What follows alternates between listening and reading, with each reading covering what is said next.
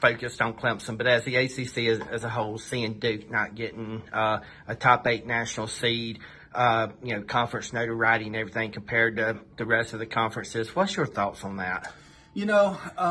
Every year you can pick apart the bracket. I think the NCAA selection committee has a very tough job to do. Obviously, there's a bunch of different criteria that play into it. Do I feel like Duke is a top 8 seed? Definitely. I feel like Florida State, Clemson, Virginia Tech, and Virginia, all the teams that representing our conference are going to be tough opponents for the regionals that they're going to. So I'm proud of our conference. I think we do get a little overlooked at times in comparison to the Pac-12, the Big 12, and the SEC. But at the same time, you got to go out and earn it. This time of year, you got to beat a good team to get to where you want to go. And this year's no different. And I know our conference will be well represented in postseason, and I know we'll do well. 4 games this year, 1 loss, extra innings. We talked about that earlier this year.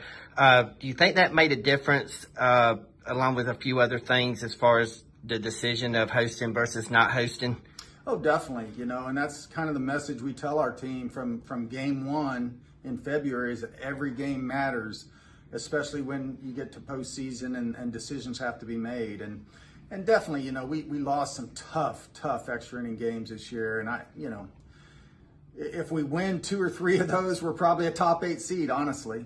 And it was the same last year going down the stretch when we lost to Liberty and Virginia Tech twice. I think we slipped down to a 16 seed, and going into that, we were probably a top 8 seed, So it's important to win throughout